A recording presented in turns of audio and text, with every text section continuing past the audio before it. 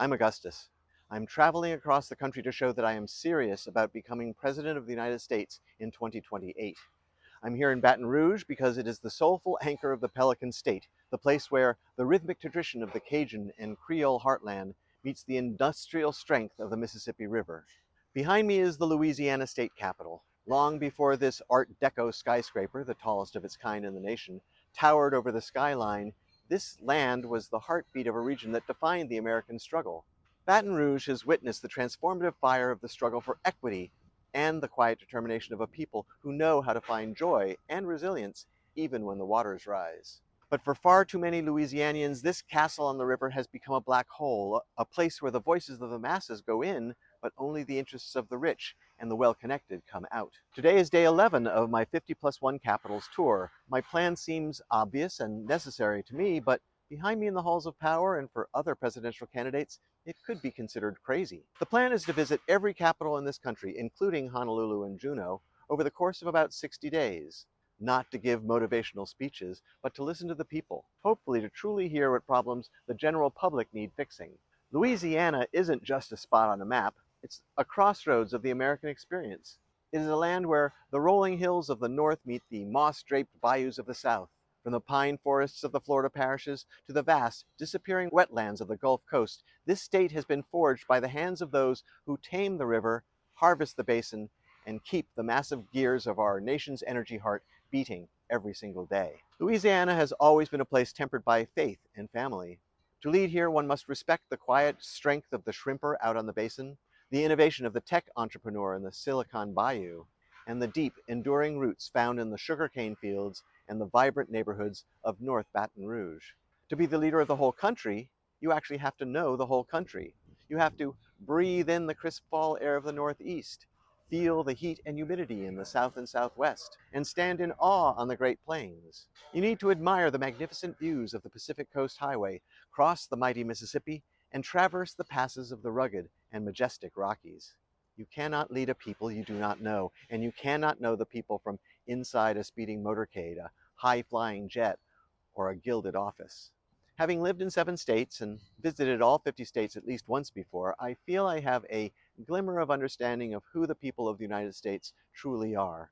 But you can never stop learning, so I'm visiting each state again. And I plan to visit each state over and over again, both during my presidential campaign and during my presidential term. Now, you might be thinking, who is this guy? Why him? As I said, I'm Augustus. I was born in New York State 64 years ago, and like you, I've spent much of my life working. I've seen presidents and Congresses come and go, I've seen industries rise and fall, and I've watched as the people who keep this nation functioning are treated like cattle or sheep, resources, not people. But is he qualified, you may be wondering? The Constitution says I am.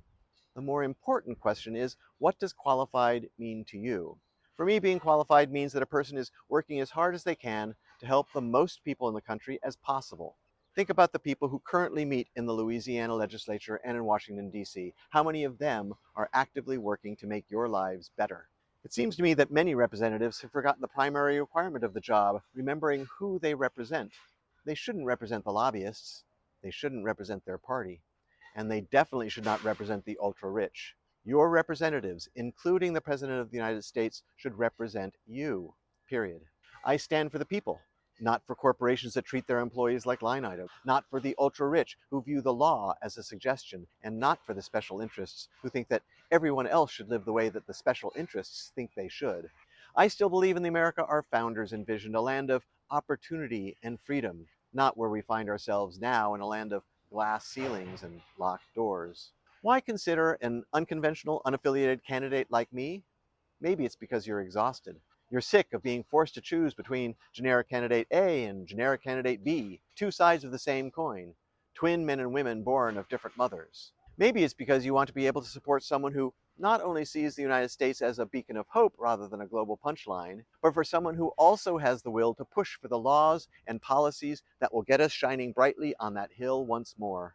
The motto of Louisiana is union, justice, and confidence. It speaks to a history of standing together.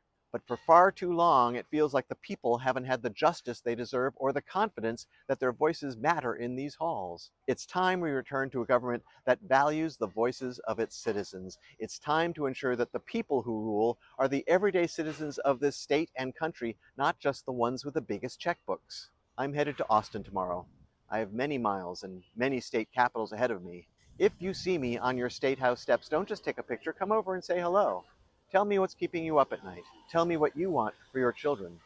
I'm Augustus, and I'm here to listen. I'll see you on the steps where you live.